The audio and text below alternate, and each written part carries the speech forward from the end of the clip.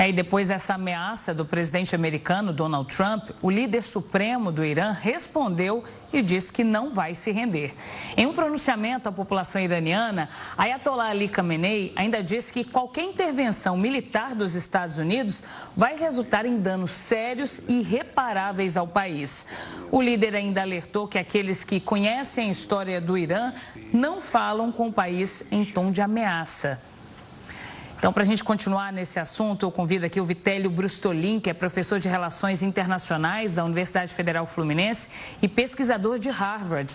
Professor, antes de tudo, quero te agradecer por ter aceitado o nosso convite para participar dessa conversa. É sempre bom ter sua análise aqui com a gente. Ótima tarde, bem-vindo. Obrigado a vocês pelo convite, Renata. Boa tarde a todos. Vitélio, a gente viu essa troca de ameaças hoje entre Donald Trump e Ayatollah Ali Khamenei pelas redes sociais, os dois com palavras bastante duras, e chamou a atenção ali Donald Trump falando em nós, né, já indicando uma possível entrada mesmo no conflito com Israel. Diante do que a gente está vendo nesses últimos dias, do conflito, do cenário atual, te parece a cada vez mais improvável que algum tipo de negociação aconteça?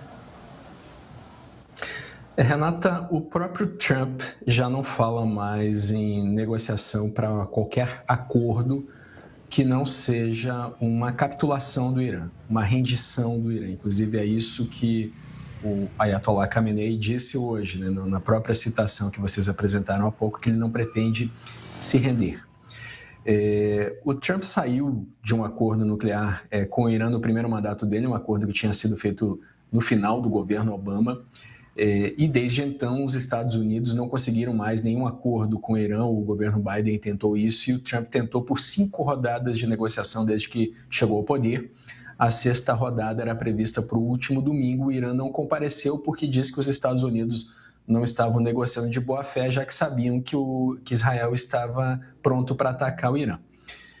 Nesse momento não existe uma expectativa de negociação. Essa negociação seria exatamente o Irã renunciar ao seu programa nuclear e muito provavelmente reduzir muito o seu programa de mísseis, já que essa foi uma das razões que levaram o Trump a sair do acordo no primeiro mandato dele, de dizer que o Irã não era um país confiável e que tinha, além de um programa nuclear clandestino, um programa de mísseis que não deveria existir, Renata.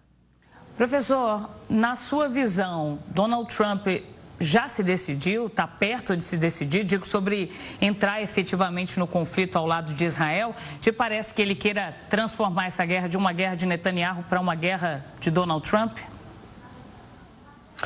Olha, Renata, quando a gente analisa a guerra, nesse momento, por exemplo, nas análises que se faz na academia, os Estados Unidos já estão nessa guerra, não é de hoje. Nos 2 ataques que o Irã fez contra Israel no ano passado, por 2 vezes os Estados Unidos ajudaram a interceptar os mísseis e drones do Irã, ou seja, estão ajudando a defender Israel.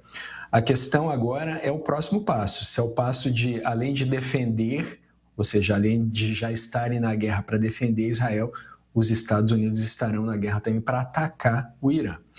O que nós vemos hoje no terreno é uma movimentação imensa de tropas. Os Estados Unidos já tinham um porta-aviões naquela região. Os porta-aviões carregam caças que podem bombardear o Irã, caças F-35, e os Estados Unidos estão deslocando mais um porta-aviões, mais caças F-22 e F-35 e cargueiros tanque que podem recarregar essas aeronaves, ou seja, a colocar combustível nelas e recarregar com armas para elas continuarem operando. Então, muito provavelmente, Renata, se continuar esse impasse, se o Irã continuar dizendo que não vai negociar, que não vai se render, que não vai recuar, muito provavelmente os Estados Unidos farão algum gesto. Um deles pode ser, por exemplo, utilizar um míssil anti-bunker. E eu vou finalizar a resposta com isso.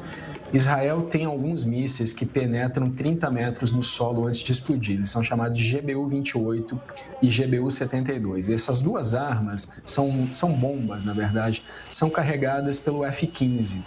Israel não tem bombardeiros que possam carregar bombas mais pesadas. Essas bombas que Israel tem pesam quase 3 toneladas. A bomba que os Estados Unidos têm, que poderia atacar o complexo de Fordow, que está a 90 metros de profundidade, é chamada de GBU-57, ela pesa 13 toneladas e 600.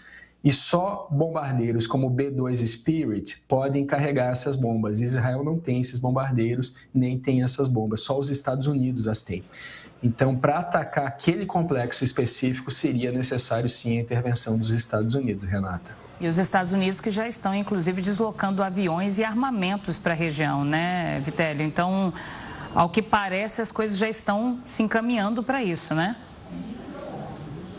Pois é, seria, inclusive, um contrassenso o presidente Trump, nesse momento, dizer que os Estados Unidos estão em guerra ao lado de Israel para atacar o Irã, quando as tropas ainda não estão posicionadas no terreno. Por quê? Se os Estados Unidos fizerem essa declaração, imediatamente o Irã vai atacar tropas dos Estados Unidos no Oriente Médio. Inclusive, o Irã já tinha ameaçado fazer isso caso fosse bombardeado por Israel um dia antes do bombardeio começar. Os Estados Unidos tinham 34 mil soldados na região. Agora já tem mais de 40 mil, porque as tropas estão chegando. Então, provavelmente, se o Trump fizer alguma declaração, vai ser quando todas as tropas já estiverem posicionadas no terreno, prontas para atacar o Irã, ou pelo contrário, ele pode não fazer declaração nenhuma e só ordenar um ataque e depois justificar esse ataque com um pronunciamento, Renata. Professor, agora isolando a situação da região e pensando na situação dos Estados Unidos, Donald Trump vai contra tudo que ele já disse até aqui, né? Inclusive se assemelhando em muitos momentos a Bush, que ele tanto criticou. A gente sabe que a população americana o elegeu pensando muito em economia, em geração de empregos. É uma guerra que sinaliza que pode ser longa, que pode ser uma guerra cara. Qual que é o impacto disso na sociedade americana? Porque tem também a memória de toda a situação do Iraque, que ainda é muito viva no povo americano. Muita gente perdeu parentes, pessoas queridas, inclusive, na guerra. Qual que é o impacto que isso pode trazer? Porque a gente sabe que é uma guerra de interesse de Israel, mas é de fato uma guerra de interesse dos Estados Unidos? Não seria mais fácil, mais viável, por exemplo, um acordo nos moldes do que foi firmado por Obama, por exemplo? Renato, o Trump saiu do acordo, né? Até hoje isso é criticado. E é questionado por que ele saiu do acordo, inclusive. Porque naquela época foram impostas as inspeções mais rigorosas da Agência Internacional de Energia Atômica da ONU na história. Essa agência estava vistoriando as instalações nucleares do Irã. O que se alegou naquela época? Que anos antes, em 2002, o Irã tinha um programa nuclear para fazer armas atômicas. E esse programa era clandestino. E aí, naquela primeira década dos anos 2000, até a Rússia e a China sanções contra o Irã no Conselho de Segurança da ONU. Então, o Trump alegou, olha, o Irã não é confiável. De fato, a Agência Internacional de Energia Atômica encontrou naquele complexo de Fordow resquícios de urânio enriquecido a 83%. É muito próximo dos 90% para fazer uma bomba nuclear. Com 83% já dá para fazer bomba nuclear. A questão é que quanto mais enriquecido estiver o urânio, maior é o efeito em cadeia dos átomos se chocando e formando a fissão nuclear, que é o efeito da bomba atômica. Mas 83% já gera esse efeito em cadeia. Então, veja, não há agora expectativa de recuo do Trump para uma nova negociação para esse acordo, que já não aconteceu antes. Então, e aí vou finalizar a resposta dizendo isso. Em 2002, o Netanyahu esteve no Senado dos Estados Unidos dizendo que seria um favor para o Oriente Médio se o Saddam Hussein fosse retirado do poder. Os Estados Unidos o retiraram do poder, ele foi enforcado e aumentou muito a instabilidade no Oriente Médio, porque o Iraque foi tomado pelos xiitas e pelo Estado Islâmico. Por outro lado, se o Trump apenas ameaçar e não fizer nada, nós temos um precedente histórico para isso também. Em 2013, o Obama disse que se o governo do Bashar al-Assad usasse armas químicas na Síria, ele sofreria consequências. O Assad usou as armas químicas, os Estados Unidos não fizeram nada e a Rússia entrou de vez na Síria, apoiando aquele regime. Ou seja, de qualquer forma, as declarações do Trump já têm consequências. Agora que ele ameaçou, ele precisa fazer alguma coisa e o que for feito também tem consequências, porque o regime do Ali Khamenei, se cair, provavelmente vai ser substituído pela Guarda Revolucionária Islâmica, ou seja, se tornaria numa ditadura militar e não mais numa ditadura teocrática militar, Renata. Você citou a questão da queda do regime, eu gostaria de te ouvir sobre isso. Primeiro, você acha provável que o regime de fato caia? E por que a gente não pode comparar com a situação do Iraque, por exemplo? Em que é diferente? E depois, caso realmente o regime teocrático do Irã caia, o que acontece depois? Porque não há nenhuma garantia de que o poder seja assumido por alguém simpático de alguma forma aos Estados Unidos ou a Israel, por exemplo, né? Pois é, a questão da comparação é sempre problemática. A gente faz essas comparações para tentar interpretar o presente e prever, antever alguns passos futuros, mas sempre há limitações. O regime dos ayatolás no Irã chegou ao poder com a Revolução Islâmica em 1979. Até então havia uma monarquia simpática aos Estados Unidos e a Israel, a monarquia do Reza Pahlavi. Inclusive, agora o Ali Khamenei tem um filho, que é o Mojtaba Khamenei, que não é possível que ele seja um substituto para o pai, muitos dizem, porque esse regime dos ayatolás é crítico de uma monarquia que passava o poder de pai para filho. Então, não se tem certeza sobre quem seria o substituto do Khamenei caso ele caísse. Aí tem algumas observações. O Khamenei está com 86 anos, ele fez 86 em abril, ele não tem um substituto para alguém quando ele sair do poder, quando ele falecer. E os iranianos dificilmente aceitarão uma intervenção dos Estados Unidos para colocar um regime no poder. Isso, inclusive, não foi aceito no Iraque, que é a comparação que a gente está fazendo, não foi aceito no Afeganistão, os Estados Unidos saíram, o Talibã voltou ao poder e, muito provavelmente, não será aceito também no Irã. Uma das diferenças é que os xiitas veem no sacrifício um ato de autoproclamação, eles buscam o sacrifício. Então, e aí vou finalizar com isso, o regime que governa o Irã é extremamente impopular. Há pesquisas com mais de 200 mil pessoas ouvidas mostrando que 81% da população não gosta desse regime. O regime só tem 15% de apoio da população, mas como esse regime seria retirado do poder, deveria depender muito mais dos iranianos, poderia ser dado meios a eles para derrubar o regime, do que de um governo internacional que mate o ayatolá. E aí é muito difícil essa intervenção e é por isso que essa guerra pode se prolongar, porque a Guarda Revolucionária Islâmica é muito grande, tem quase 200 mil integrantes e controla a população com braço de ferro há 46 anos, Renata. E ainda nessa linha da sua análise, Vitélio, a gente tem visto Benjamin Netanyahu instigando a população iraniana, de alguma forma, a se levantar contra o regime, né? E aí tem algumas questões. O regime é extremamente impopular, como você bem trouxe aqui pra gente, mas Netanyahu me parece ainda mais impopular para o povo iraniano do que o próprio regime. Tem a questão do povo se unir muito no momento em que precisa se levantar contra um inimigo comum, no caso Israel, e tem o fato também da população estar completamente acuada, assustada com o que está acontecendo. Te parece que exista alguma probabilidade dos iranianos, de alguma forma, aproveitarem esse momento para se levantar contra o regime dos ayatolás? Pois é, essa pergunta é bastante complexa. Eles teriam que ter armas para fazer isso, né? Então, é um movimento muito mais complicado. Você vai fornecer armas para o Irã quando a maior parte da população, embora não goste do governo do Khamenei, também não gosta de Israel? Não é algo factível, né? Nesse momento, o Netanyahu está fornecendo armas para grupos que se opõem ao Hamas na faixa de Gaza. E ele vem sendo criticado por isso, porque... segundo a oposição, esses grupos também vão se voltar contra Israel no futuro. Então, o Lapid, por exemplo, líder da oposição, está acusando o Netanyahu disso. Então, como municiar a população do Irã para derrubar o regime e, ao mesmo tempo, ter certeza de que essa população, depois, com o próximo governo, não vai se voltar contra Israel? É um cálculo muito, muito complicado. Tanto é que essa ação de Israel proclamadamente é sobre o programa nuclear do Irã.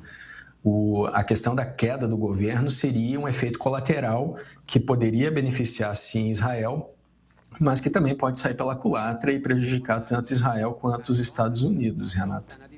Professor, quando a gente puxa na linha do tempo, a gente vê que essa tensão entre os dois países, Irã e Israel, ela já existe há décadas, mas eles já foram países próximos, né? Lá na década de 1970, eram quase aliados. O que fez essa tensão se acirrar nos últimos tempos? E por que Israel decidiu atacar o Irã agora? Tem a ver com o fato do Irã estar mais vulnerável nesse momento? Pois é, vamos fazer uma contextualização. O Irã foi um dos primeiros países a reconhecer o Estado de Israel, que foi criado em 1948. O Irã era um aliado dos Estados Unidos e de Israel. E aí, quando a monarquia do Pahlavi é derrubada pelos ayatollahs, pela Revolução Iraniana em 79, existe a invasão da Embaixada dos Estados Unidos em 79 e o rompimento das relações diplomáticas. Naquele momento, o Irã coloca na sua Constituição a inimizade com os Estados Unidos e começa a chamar os Estados Unidos de grande Satã e Israel de pequeno Satã. No último dia do Ramadã, o calendário sagrado dos muçulmanos, eles vão às ruas e entoam cânticos de morte aos Estados Unidos e morte a Israel. Então, isso é muito tradicional, isso inclusive é alimentado por esse regime, é incentivado pelo regime do Khamenei. Em 79, então, chegou ao poder o Ayatollah Khomeini, que vai ficar até 89 no poder. Naquela década de 80, o Irã está em guerra contra o Iraque. Israel tenta aproximar os Estados Unidos do Irã com um movimento chamado Irã Contras, ou seja, eles forneciam armas para os dois lados se aniquilarem, os Estados Unidos faziam isso.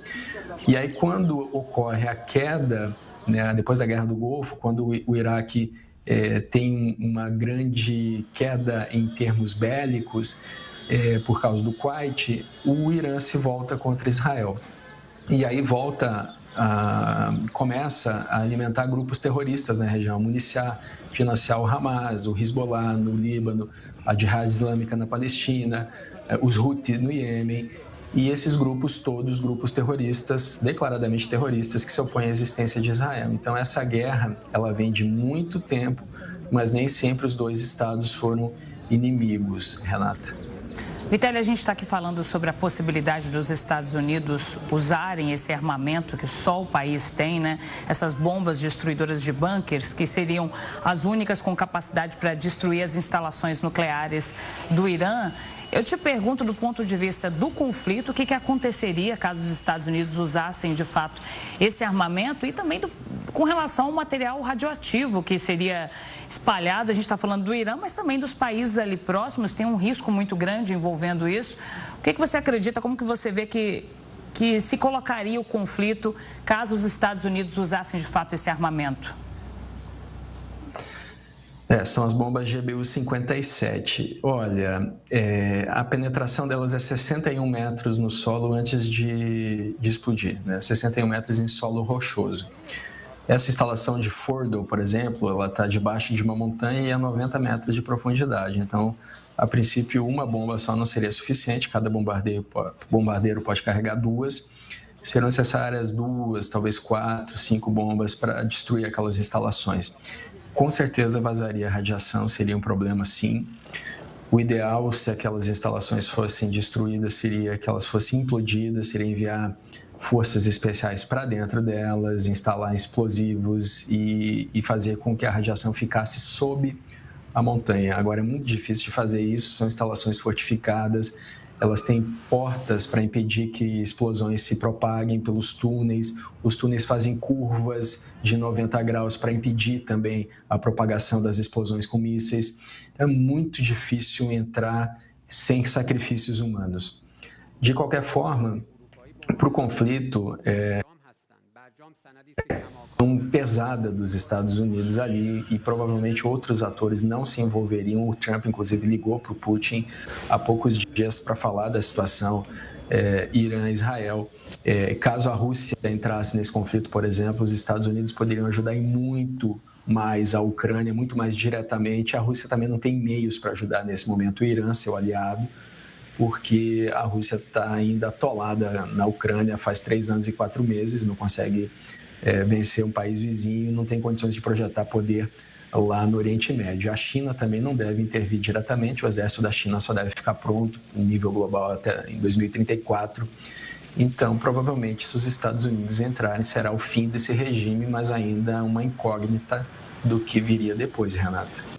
Professor, sempre que a gente noticia guerras como essa, quando a gente fala do conflito no leste europeu, todas essas questões no Oriente Médio, as pessoas sempre se perguntam para a gente aqui no Brasil, que não é acostumado a ser impactado diretamente por essas situações, se há algum risco, né? Além dos impactos econômicos que acabam chegando, aumento de preço de combustíveis, de alimentos, muitas vezes, de fertilizantes, esses impactos nesse sentido, você vê alguma possibilidade, analisando esse cenário do Oriente Médio, que o conflito se espalhe para outros países? A possibilidade de uma terceira guerra mundial, por exemplo, que muitas pessoas acabam cogitando, você vê possibilidade de que isso aconteça ou te parece improvável?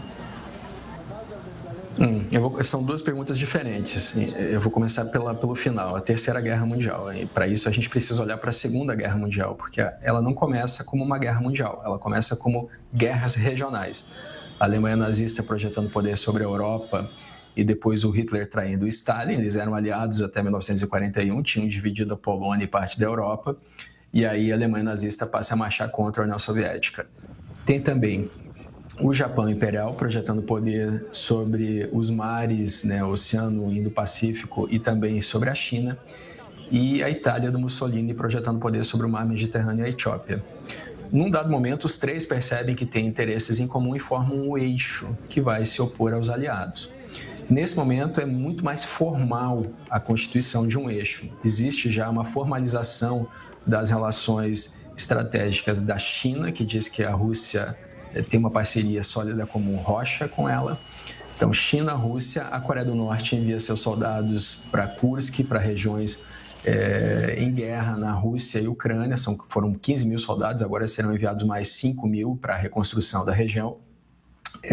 Tem também o Irã, que fornece os drones Shahed, que a Rússia usa para atacar a Ucrânia já há mais de 3 anos. E na América do Sul tem a Venezuela, vizinha do Brasil. Temos 2.200 quilômetros de fronteira seca.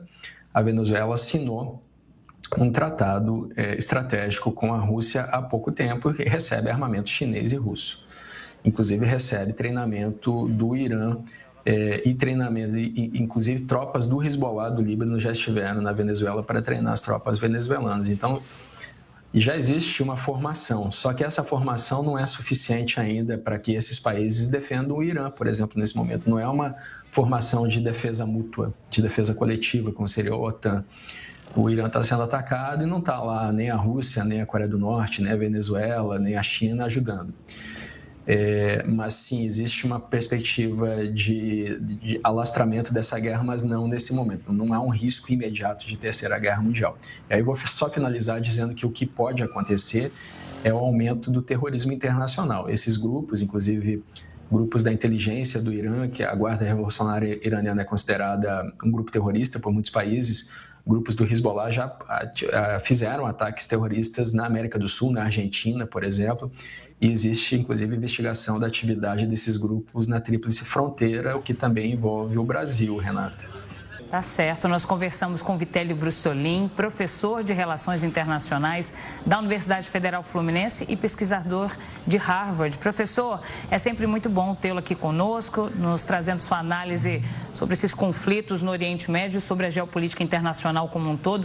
Muito obrigada mais uma vez. Sempre um prazer, Renata. Até logo. Até mais.